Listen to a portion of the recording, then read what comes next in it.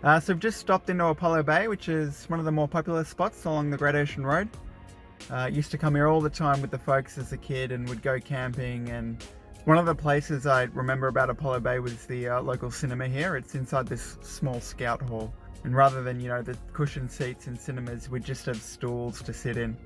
Apollo Bay, formerly known as Cranbrook to the traditional owners of the land, became a popular spot for sealers and whalers in the early 19th century, and has since become a primary tourist destination along the Great Ocean Road.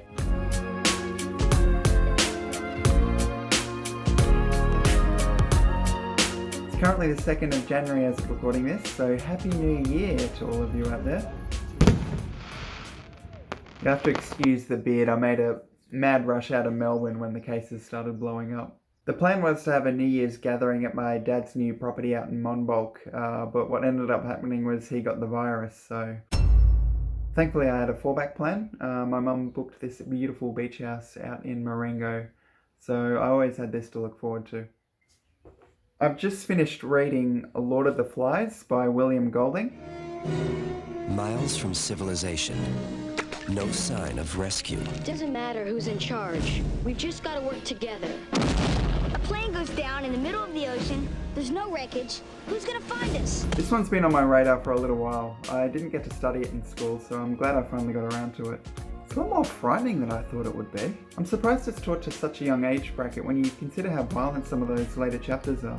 William does have a way with words, but there's elements to his prose that force me to go back and reread some parts. I only sort of had this issue with the introspective scenes or the parts where it got a little descriptive.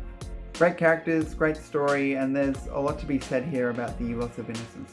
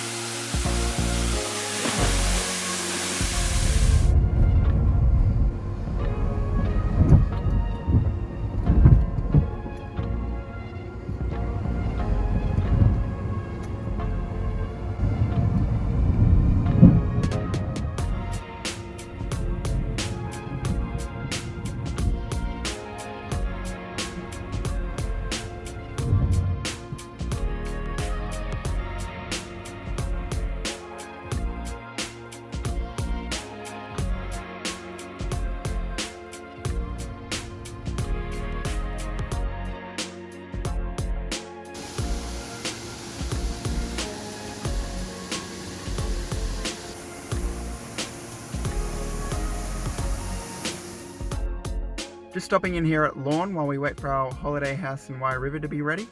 I'm going to see if I can find a barber around here to cut my hair. It doesn't look very different to Apollo Bay at first glance, but maybe Ink can fill you in on some of the differences.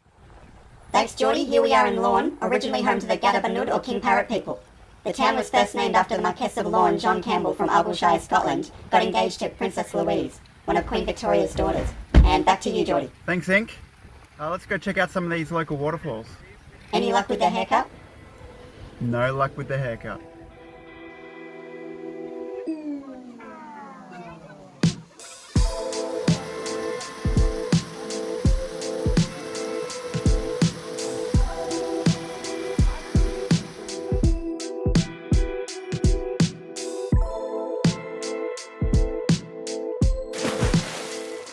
So we've now moved to a beach house up in the woods, just off the coast of Wye River. Instead of a bird, I now have a koala watching me sleep at night. The weather's taken a turn for the worst over the past few days, and there's also no phone or internet reception up here. But I got a lot of reading to do, so that's all okay. Speaking of which, I've just recently finished They Both Die at the End by Adam Silvera. On September 5th, a little after midnight, Deathcast calls Matteo Torres and Rufus Emeterio to give them some bad news. They're going to die today.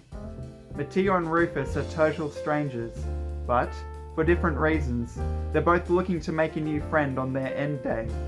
The good news, there's an app for that. It's called The Last Friend, and through it, Rufus and Matteo are about to meet up for one last great adventure, to live a lifetime in a single day. This was fun. And it's a really accommodating writing style as well. I mean, I got through pretty much all of that in a single day. This was like a really wholesome episode of Black Mirror for anyone who's seen that show. There's a lot of mystery behind the death caste system, and you don't really get all the answers by the end of the book. Adam also introduces this social hierarchy system where, if I'm not mistaken, the elite of this world are people who are called Deckers. And similar to the death caste system, there's a lot of mystery surrounding who Deckers are and how they're incorporated into the social hierarchy of the world. But I did like the mystery of all that. I mean, it made the read all the more enjoyable. I'd recommend this one if you're looking for a fun, easy read and something to get you excited about life again. I'll have to check out some of Adam's other books.